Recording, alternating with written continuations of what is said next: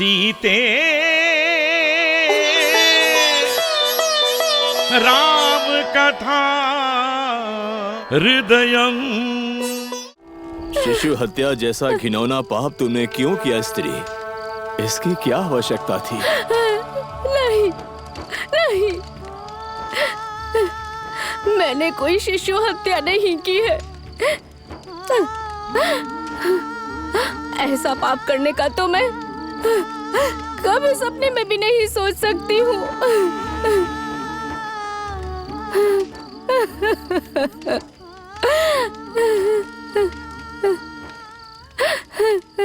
यह मेरा ही पुत्र है।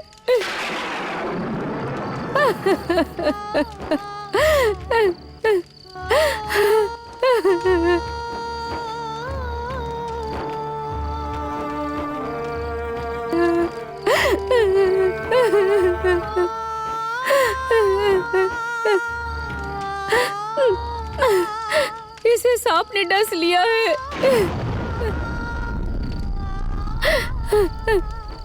अंतिम संस्कार के लिए इसे यहाँ लेकर आई तो मुझे ही हत्यारन समझ के उन लोगों ने पकड़ लिया।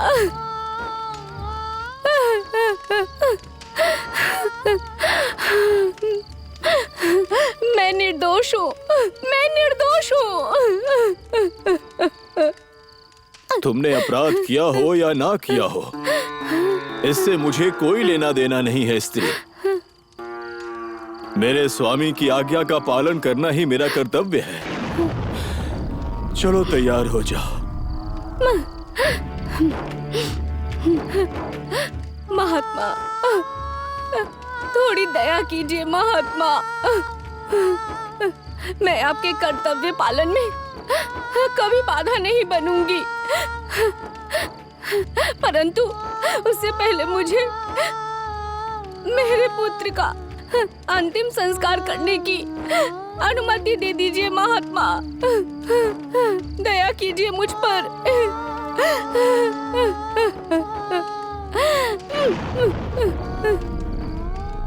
ठीक है,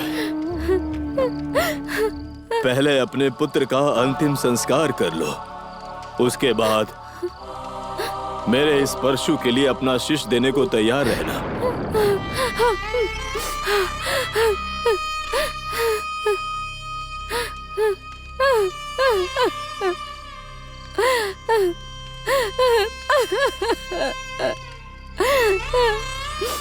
महात्मा, आपकी इस उदारता के लिए मैं आपकी आभारी हूँ।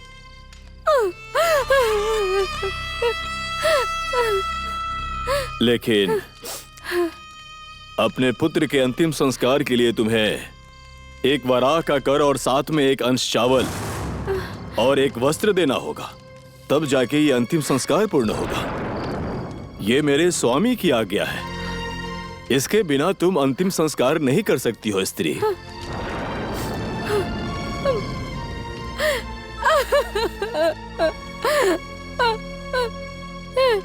हे भगवान, मेरे पास तो एक कौड़ी भी नहीं है।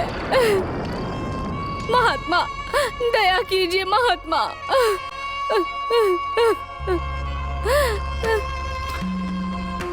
चाहे तो मैं अपने हिस्से का चावल और नया वस्त्र सब कुछ त्याग देता हूँ, पर तुम्हें एक वराह तो देना ही होगा स्त्री। ये स्वामी को दिया जाने वाला कर है, उसके बिना अंतिम संस्कार नहीं हो सकता स्त्री। हे भगवान, पुत्र।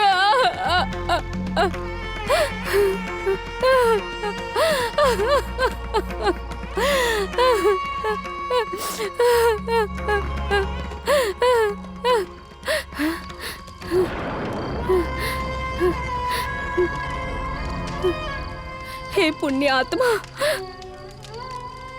अभी पहले मेरे पुत्र का अंतिम संस्कार करने की अनुमति दे दीजिए।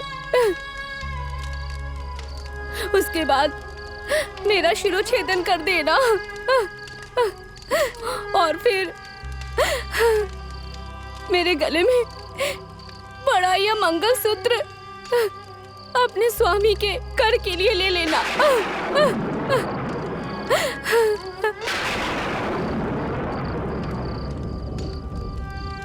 ठीक है, ऐसा ही होगा। पहले अपने पुत्र का अंतिम संस्कार कर लो स्त्री। धन्यवाद।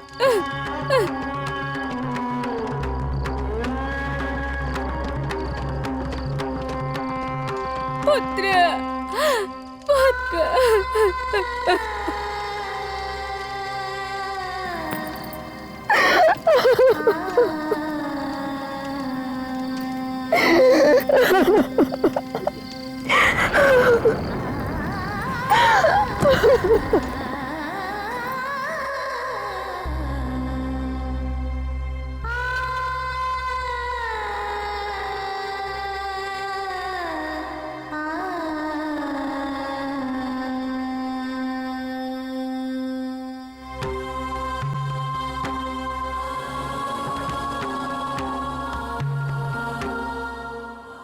जिसकी मृत्यु हुई वो उसका प्रिय पुत्र था। जिसे वध करना है वो अपनी ही प्रिय पत्नी है, ये जाने बिना ही महाराज हरिश्चंद्र ने अंतिम संस्कार की अनुमति दे दी। किंतु पुत्र शोक में डूबी देवी चंद्रमती का विलाप याद करके कलेजा मुंह को आ जाता है। ये बड़ी ही दुखद कथा है।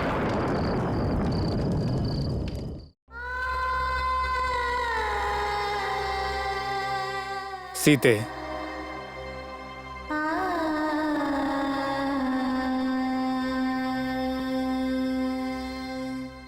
प्रतीत होता है तुम अब भी महाराज हरिश्चंद्र की कथा में ही खोई हुई हो। जी स्वामी, उसे भूल पाना संभव नहीं है। एक ओर पुत्र शोक और दूसरी ओर अपनी ही निर्दोष पत्नी का अपने हाथों वध करने की विवशता। महाराज हरिश्चंद्र के लिए कैसी संकट की घड़ी थी, और चंद्रमती के लिए पुत्र की अकाल मृत्यु का दुख और ये पीड़ा की। जो पति चक्रवर्ती सम्राट थे, उन्हें शमशान की रखवाली का कार्य करना पड़ रहा है, और बस कुछ ही क्षणों में ये पति पत्नी सदा के लिए एक दूसरे से दूर हो जाएंगे। ये सब सोचकर ही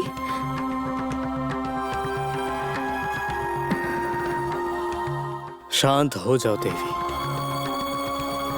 आगे की कथा सुनोगी तो तुम्हारा दुख दूर हो जाएगा।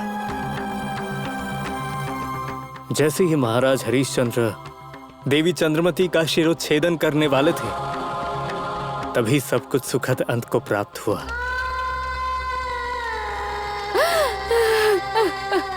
हे भगवान, ये क्या हुआ? आप कितने निर्दयी हैं। दास दासिया निस दिन कर सेवा राजकुमार की। दास दासिया निस दिन कर सेवा राजकुमार की। परमानंद में पले बढ़े थे।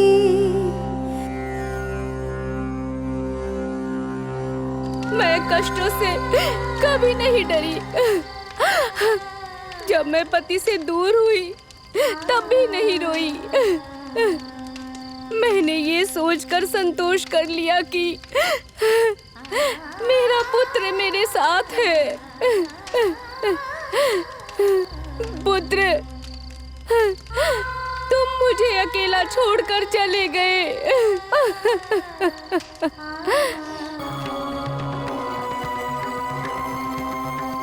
तुम्हारे बिना यह संसार सूना हो गया।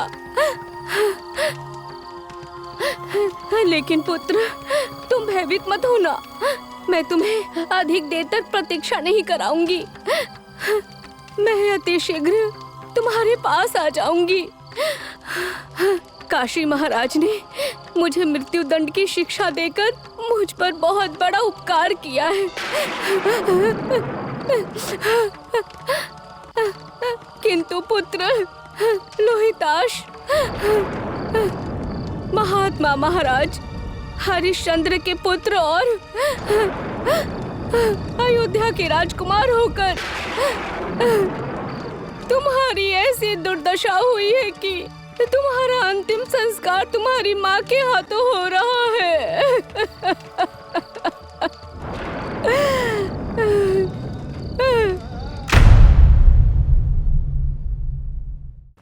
अगला एपिसोड जरूर देखिए और अपनी राय हमें जरूर दीजिए। सीते राम कथा हृदयं